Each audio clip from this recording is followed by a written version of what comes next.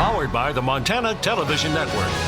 This is the 530 News on Q2, Montana's news leader. Good evening, everyone. Thanks for joining us this Friday. I'm Jeanelle Slade. Russ has the night off. Emotions running high inside the walls of the Yellowstone County Courthouse today as a packed courtroom watched a 2 decades-old cold case come to an end. Jessica Fair, the judge, hands down a 3-time life sentence to the man who viciously murdered 18-year-old Miranda Fenner back in 1998. Now, the Miranda Fenner case put the small community of Laurel in the national spotlight after the trail to find her killer went cold and the suspect spent years completely unknown to investigators. But prosecutors called today a day of reckoning for 39-year-old Zachary ONeal.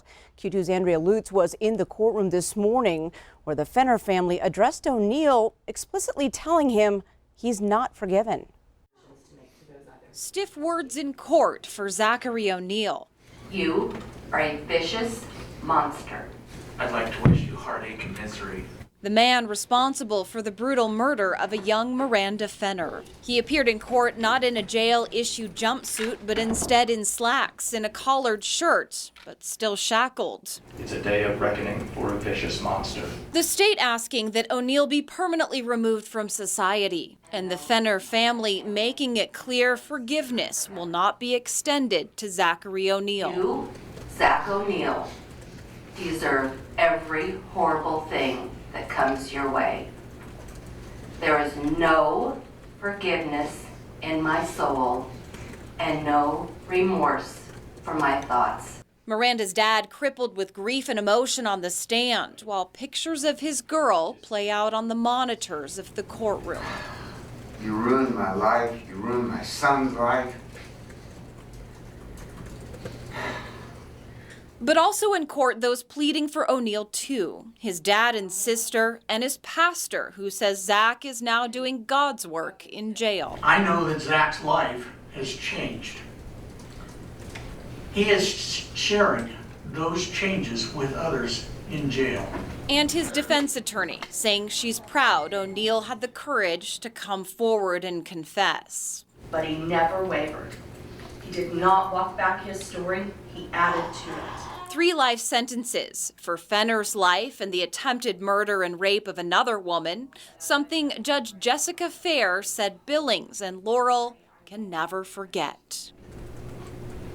It robbed you of all of the things Miranda would have done in the 20 years since her murder.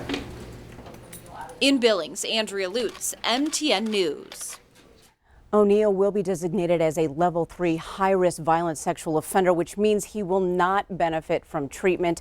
And Andrea also tells us that ONeal is eligible for parole under this current sentencing after 30 years.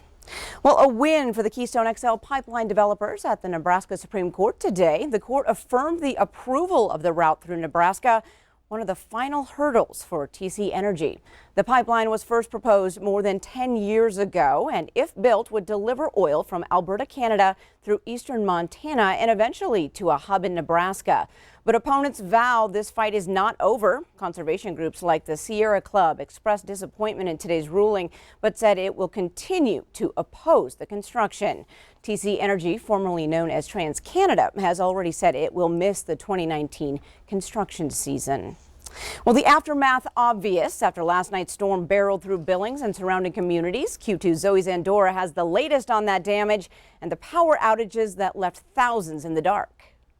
Leaves, debris, broken trees, a common theme in Billings and the surrounding areas after the storm hit around 6:45 on Thursday night, causing large trees to fall into power lines, breaking 2 poles and damaging wire. According to Northwestern Energy, about 2,000 people lost power, especially up here in the Heights in Billings. Now, Hardin and Columbus crews working with Billings crews overnight to restore that power.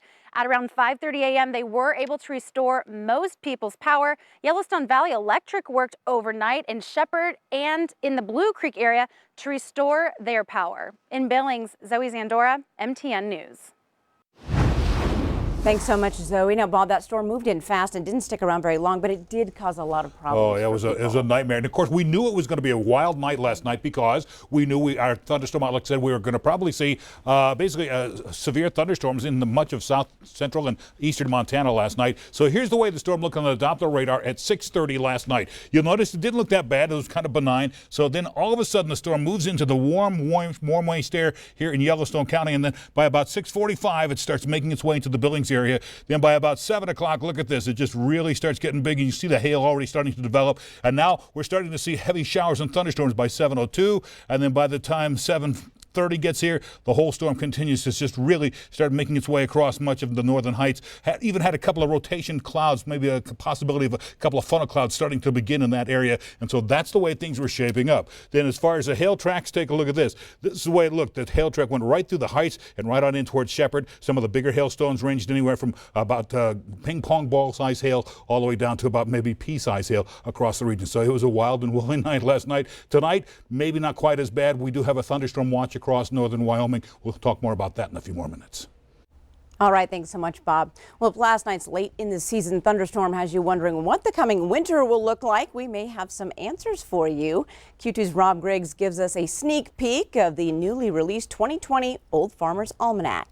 So the prognosticators of the Almanac have been using the same theory that was created 230 years ago by Robert Thomas, the founder. Now, they also use modern science and meteorology to come up with what they claim is an 80.5% accuracy rating. The 2020 Old Farmer's Almanac is warning that this coming winter, there's going to be a parade of snowstorms. Yes, transforming the landscape with no fewer than 7 big snowstorms. Now, these storms are expected to pummel the northern states from Washington all the way east into Michigan.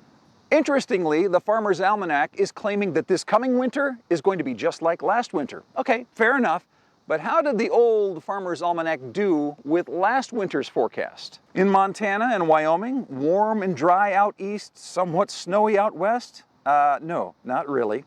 And February is what really messed up the numbers for last winter. Last February, 21 inches of snow in Billings. That's 4 times the average. And the average daily temperature in February was 12 degrees. That's colder than the average low in February. So for our neck of the woods anyway, this weathercaster gives last winter's Old Farmer's Almanac a D. And I think that's really being generous. So in eastern Montana and northern Wyoming, there really are 2 schools of thought about the Old Farmer's Almanac. Some believe it's the good word. Others, not so much. As for me, my money's still on Bob McGuire. In Billings, Rob Griggs, MTN News. All right, thanks so much, Rob. Well, your primary and school election ballots are in the mail. The Yellowstone County Elections Office sent out nearly 50,000 ballots today. Nearly 47,000 of those